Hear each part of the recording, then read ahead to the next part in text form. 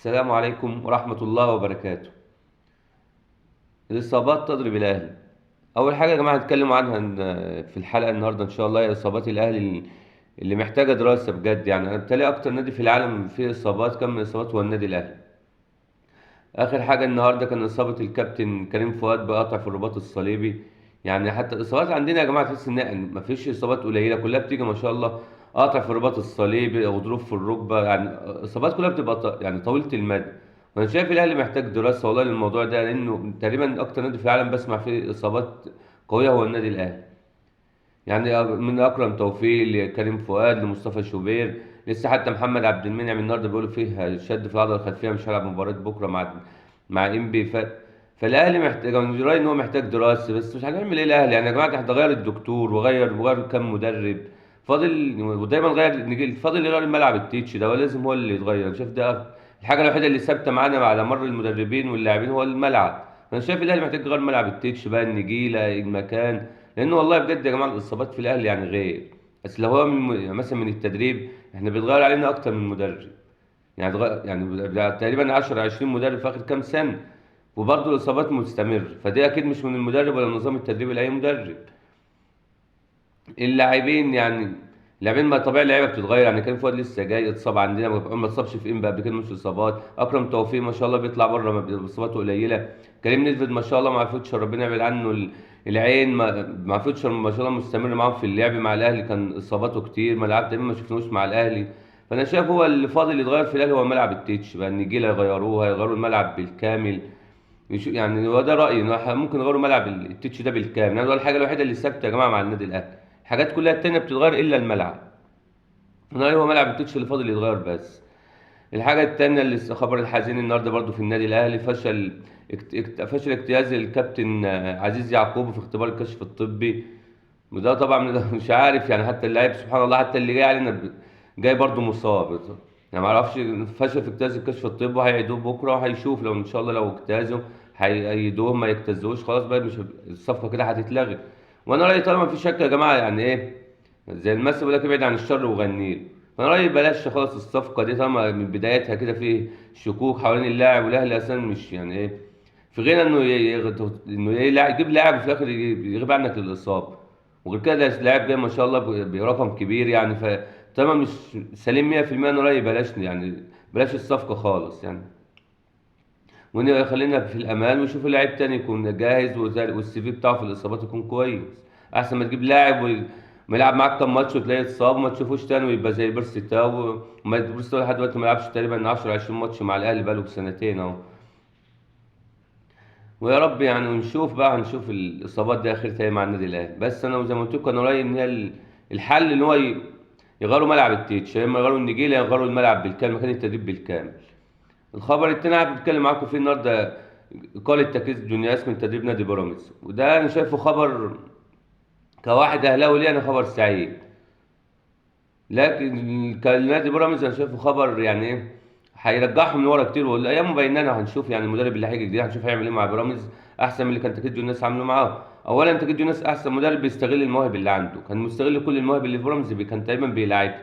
فأي مدرب جديد بقى تكتيك ويلعب لك 3 نص دفاع، هتلاقي تلات ارباع اللعيبه اللي انت بتشوفها مصطفى فتحي ورمضان وعبد الله، كل ده صعب يجتمعوا في وقت واحد في الملعب. فانا شايف تجديد الناس يعني بيراميدز يعني هتندم على خطوه زي دي، وايامه بيننا. والله ورأيي يعني لو يا رب لو الاهلي يعني في يوم من الايام مع المباراه والتانيه حسينا ان كولر نفس اللي هو فيه، ما ده ما اتغيرش في موضوع التغييرات، انا رايي والله ونصيحه للنادي الاهلي تكيد الناس وافضل مدرب يمسك النادي الاهلي، والله هيطلع حاجات ياما في الاهلي. الناس مواهب كتير الاهلي يعني راكنها في جنب، يعني زي محمد محمود زياد طارق ده كان ممكن يستخدمه احسن من كولر. لعيبه كتير مواهب في الاهلي مش مستخدمه بسبب طريقه مارسيل كولر وعدم يعني طريقه لعب المصريين على 4 2 3 1 دي. فانا شايف هو واحد زي تكيد الناس يلعب لك 4 1 4 1 هتبقى حاجه. مدرب بيعرف يستغل المواهب، ده اللي اقدر اقوله عن تكيت جونياز. افضل مدرب بيستغل المواهب الفرديه، وبيلعب راجل بيلعب للمتعه، بيلعب انه يمتع الراجل يمتع الجمهور. افضل مدرب كمان بيمتع الجمهور. فانا شايف اداره بيراميدز يعني ايه مستمره في التخبط اللي فيها من قرارات. ومشوا تكريم الناس اهو برضه زي ما هم الكابتن هاني السعيد والكابتن محمود فتح الله ثابتين، مدربين بيتغيروا. مع ان انا شايف والله ان اكتر اتنين محتاجين يتغيروا هو كابتن محمود فتح الله وكابتن هاني السعيد، لان كله اتغير وبرضه النتائج بتنها وحشه. فانا رايي اعملوا يعني خدوا خطوه تانية. انا رايي يعني جربوا شوفوا حد غير كابتن هاني السعيد وكابتن محمود فتح الله، ايه المشكله يعني؟ بس خلاص يا بقى ادارات، وكل اداره واللي هي شايفاه هما كده اضرب بالشؤون الداخليه في ناديهم. بس انا رايي تجد جونياز افضل مدرب اجنبي في الدوري المصري. بقى نخش بقى مباريات بكره يا جماعه. في مباراتين في الدوري المصري، المباراه الاولى هتبقى الساعه 5، مباراه انبي والاهلي.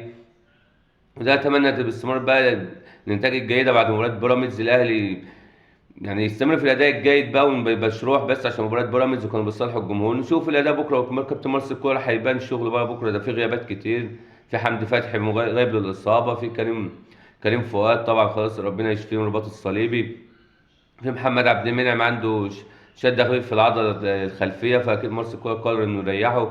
فالاهلي بكره عنده اصابات كتير، لكن برضو القوام الاهلي ما شاء الله يعني سكواد، يعني سكواد فيه لعيبه كتير يعني تسد مكان الغايبين يعني. هو اكيد كولر طبعا طريقته المعروفه هيلعب 4-2-3-1، ونتمنى التوفيق للنادي الاهلي ان شاء الله. بكره هيلعب انبي بقياده الكابتن طلعت يوسف، المدربين اللي بيعرفوا يقفلوا ملعب كويس.